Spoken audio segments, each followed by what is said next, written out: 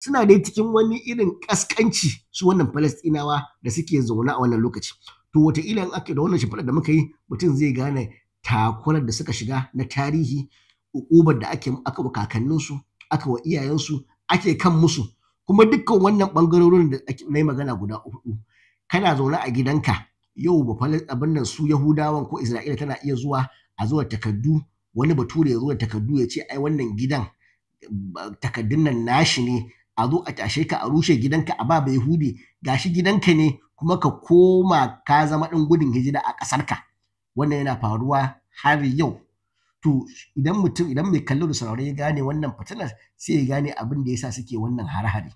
To ai dama duk mutumin da ka zo ka masa wannan mulkin mallaka, wannan zalunci, ba za ka ce Allah na tuba, ko dabba ce ba za ka ce kawai ya rinƙa hannu ya zuba maka ido ko kuma ya tafa maka ba ko kuma ya baka fulawa ya ce na gode ba, ko ba gaskiya ba. Wannan kenan. Sai lamarin garin nan sai ledan garin nan sai mutumin da ya san garin nan. Jama'a assalamu alaikum wa rahmatullahi wa barakatuh. Muna muku barka da zuwa na sabon shirin na tsokacin mako inda muke tattauna batutuwa imma na siyasa, zamantakewa na arewacin Najeriya da ma kafatanin Najeriya da ma duk inda harshen Hausa ya a duniya, tare da ni Abubakar Bala. Maudu'inmu na yau shine tashin tashina da ya ƙara tasowa. Tunda wannan yaƙi ne yana zancen cewa shekara kusan 100 ana fama da shi tsakanin Yahudawa wato Isra'ila kenan da Falastina Larabawa. Za mu tattauna wannan yaƙi da ya ɓarke, za mu faɗi tarihin yaƙin, za mu kuma mu yi tsokaci kamar guda 2 zuwa 3 akan wannan rikici. Saninmu ne jama'a 7 ga watan Oktoba ɗin nan, wato makon da ya gabata, a shekara ta 2023, ƙungiyar Hamas da take kusan da iko da zirin Gaza suka kai hari na samame, za ka iya cewa suka mamaye su Isra'ila, suka kai musu hari. Wannan hari ya sa suka samu nasarar kashe wasu daga cikin Yahudawan, suka kuma yi garkuwa da wasu. Sakamakon wannan hari da suka kai, ita Isra'ila ta fusata, ta fara ruwan bama-bamai akan wannan ziri na Gaza. Ana zancen cewa yanzu kusan mutane miliyan 1 su rasa muhallinsu, ana zancen an kashe yara da mata da sauran wannan abubuwa kenan.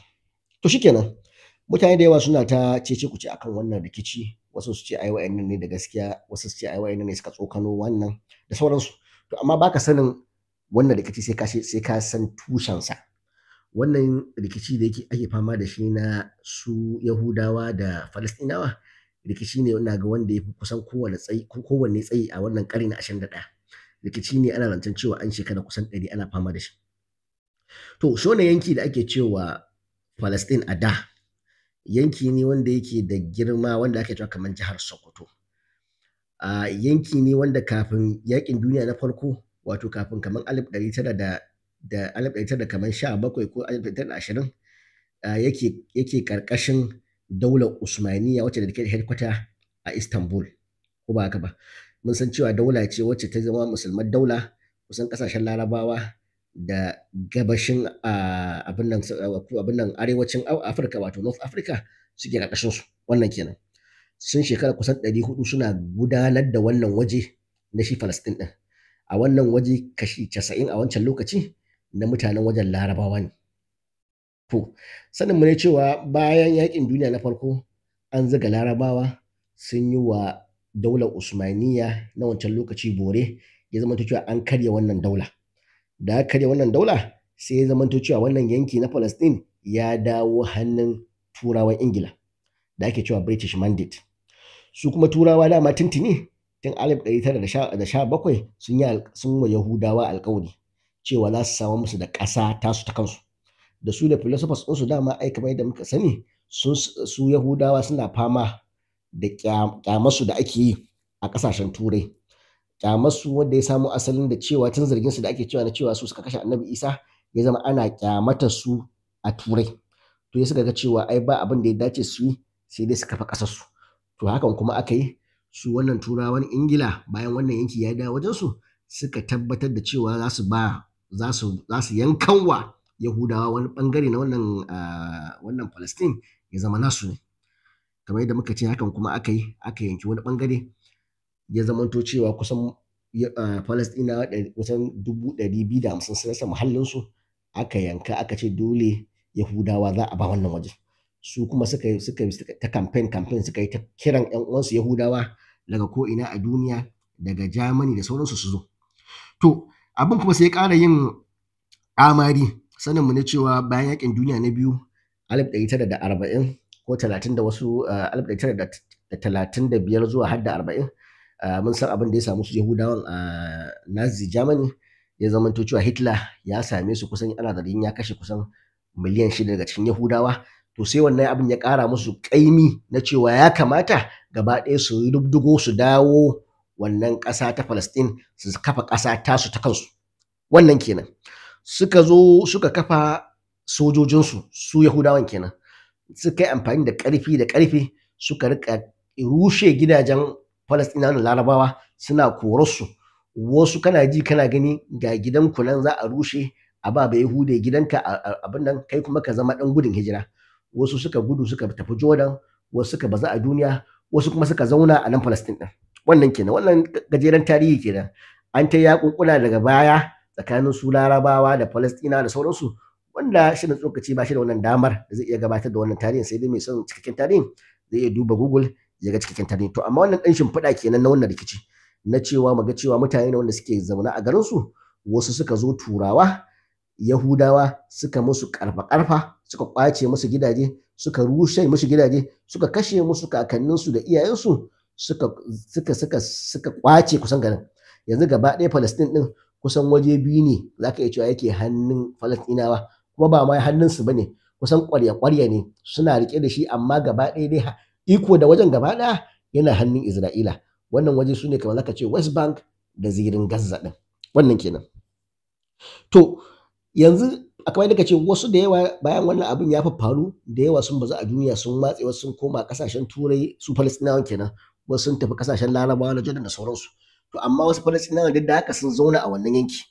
To wannan Falasɗinawa sun kashi kaso kamar guda 3 ko zuwa 4. Na farko shine akwai wanda suka zauna din aka ba su takardar shaida suka zama Isra'ila, wato suka zama 'yan Isra'ila. Ga su Larabawa Falasɗinawa amma 'yan Isra'ila, su wannan suna da adadi kamar kusan miliyan 1.8, kusan miliyan 2 za ka iya cewa. Su an ba su sun zama 'yan ƙasa, takardar suna da passport na Isra'ila. To amma su ma fa ba wai suna da iko bane ɗaya da Bayahude. Ga su nan suna da 'yan ƙasa ne su, amma kuma akwai abubuwa da yawa da shi Bayahude yake da su wanda su ba su same shi ba. Wannan kuma ba mu da lokacin za mu shiga wannan, amma su ma ba wai suna da 'yanci bane cikakke. Wannan kenan.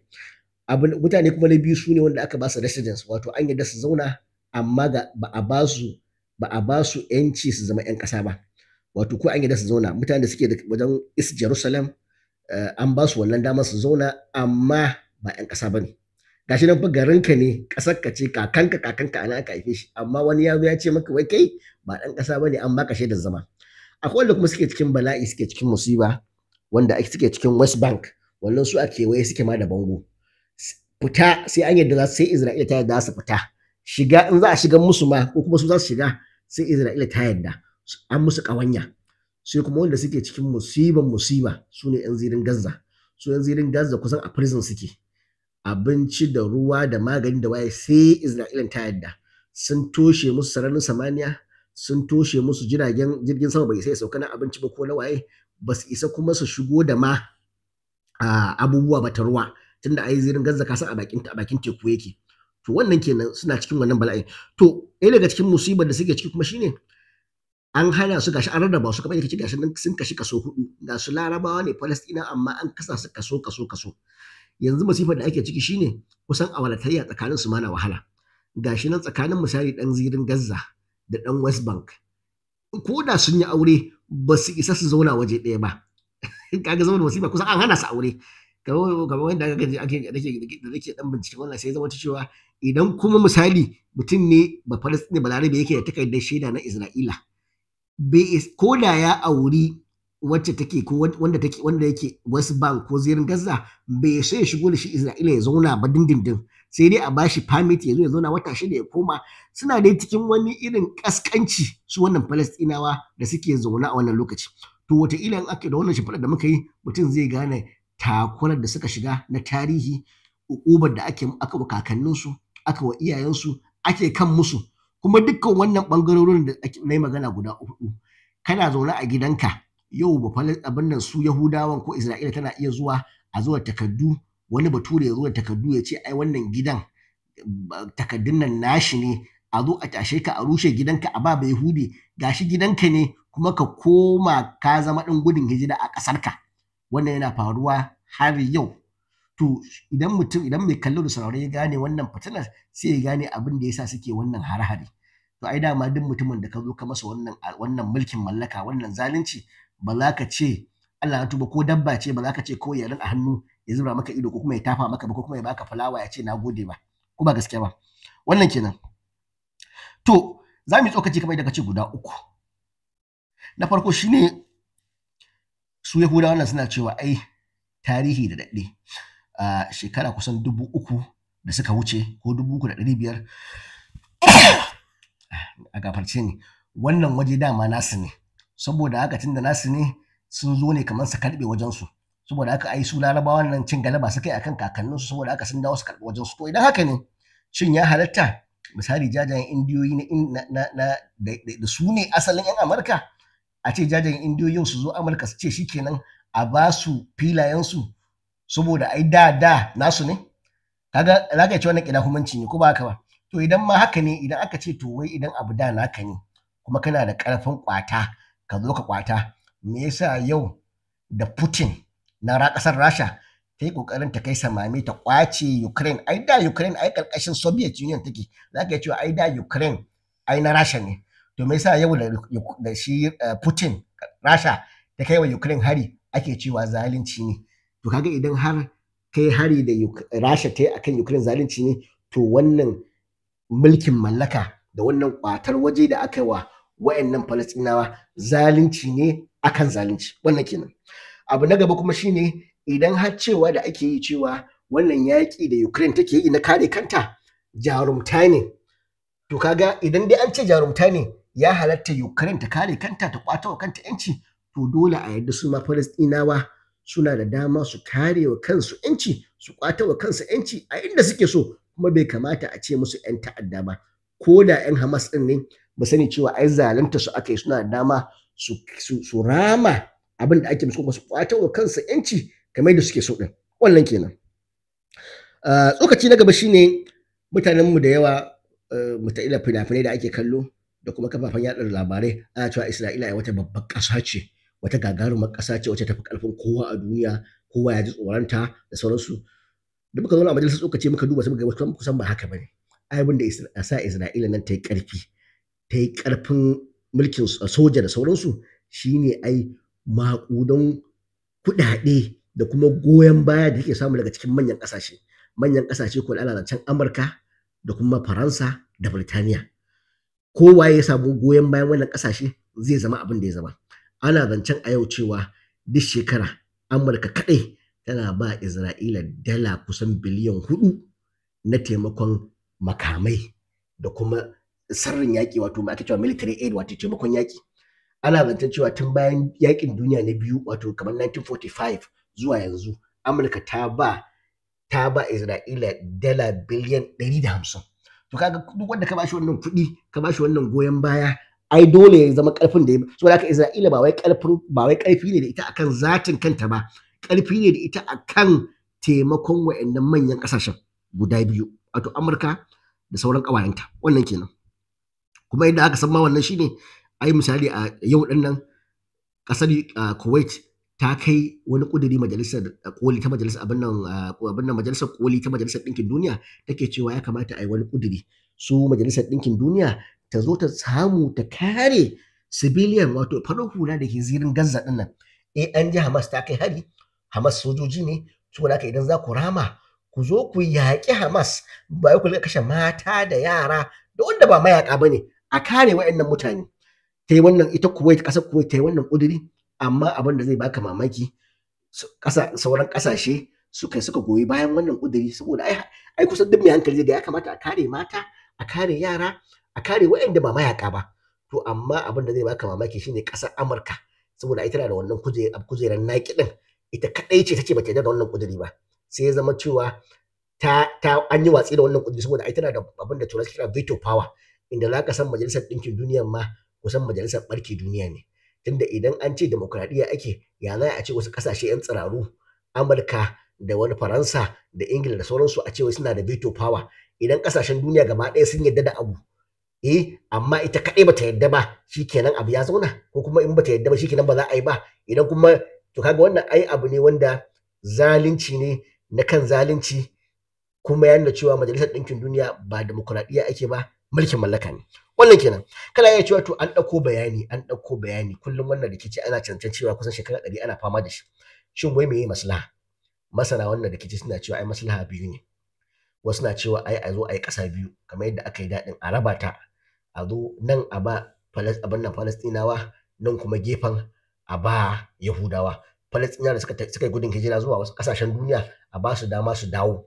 To shikenan, idan kai wannan, su Yahudawa da suke da ƙarfi cewa suke ko da an yi wannan, su sararin samaniya wato airspace da ake faɗa, da communication da hanyar ruwa da komai, su suna so ya zama a hannunsu yake, saboda su suna ganin su wasu ne zababbun Allah, sun fi kowane ɗan adam, ba za su yadda ya zamanto cewa kamar yadda suke da ƙasa mai yanci, kamar yadda aka raba Pakistan da India ya zama ita Palestine tana cin gashin kanta, ita ma kuma Isra'ila tana cin gashin kanta, su ba su yarda da wannan ba. Wannan kenan.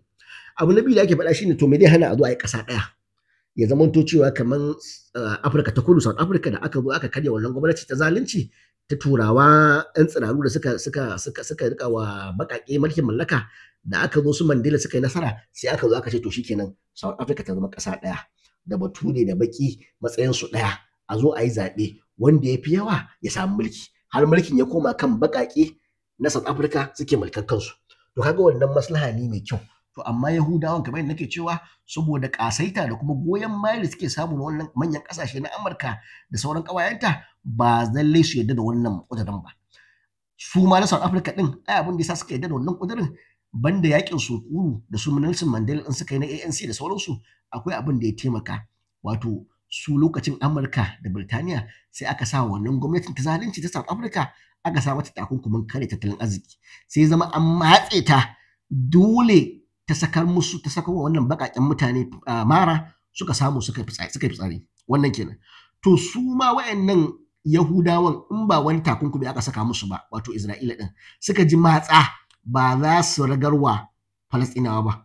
To kuma wanda za su sa musu wannan takunkumin kare tattalin arzikin, wato Amurka da sauran ƙawayenta, kuma su suke goyon bayan su. To kaga musiba kenan. To kana iya cewa to me zai sa su wayannan Yahudawa na Isra'ila, me zai sa har su iya riga abin nan Falastinawan nan, ko su ba su yancin da ya kamata a ba su, saboda a zancen karni na 21 bai kamata a ce wai wani na wani mulkin mallaka ba.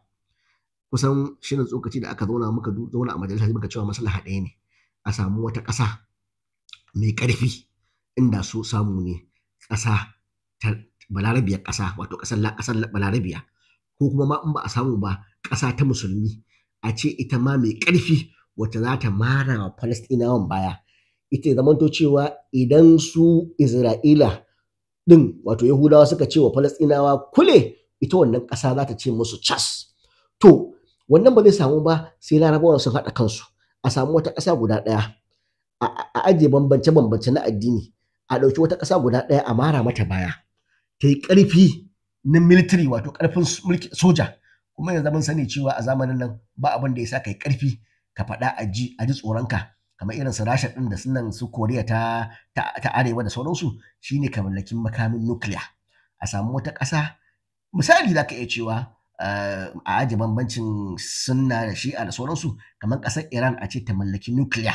Bayan ta mallaki nukiliya kuma a mara mata baya, ta samu kujeran dindindin da ake faɗa na majalisar koli ta majalisar ɗinkin duniya, UN permanent seat, ya zama to cewa ita ma tana iya cewa naƙi a majalisar ɗinkin duniya. To sannan ne Falasɗinawa wannan za su samu sauƙin wannan musiba da suke ciki. Muna fatan Ubangiji Allah ya kawo ƙarshen wannan musiba. Sanin mu ne shirin tsokacin mako shine mai takaitaccen zango, mun tattauna rikici da ake ta yi tsakanin Falasɗinawa da Yahudawa, da kuma sabon rikici da ya ƙara ɓarkewa tsakaninsu, da ake ta kashe-kashen juna tsakani, musamman wannan zirin Gaza ake cikin wani hali, ana cewa mutane miliyan 1 ba shiga ba fita, an yanke musu ruwan sha, an yanke musu wutar lantarki, an hana musu magani, suna cikin wani uba. Muna roƙon Allah ya kawo ƙarshen wannan fitina. Mun tattauna maslaha, muka ce dole fa a samu wata ƙasar musulma ko ƙasa balarabiya, su ma kansu Falastinawa su samu goyon bayan manyan ƙasashe. Wannan ƙasashen zama suna da nuclear, ya zama cewa duk sanda aka taɓa su za a ji tsoron wannan ƙasar a kyale su. Insha Allah shi lokacin mako zai takaita a nan. Insha Allah sai kuma wani satin. Kafin nan jama'a, assalamu alaikum wa rahmatullahi wa barakatuh. Sai lamarin garin nan sai dai dan garin nan sai mutumin da ya san garin nan.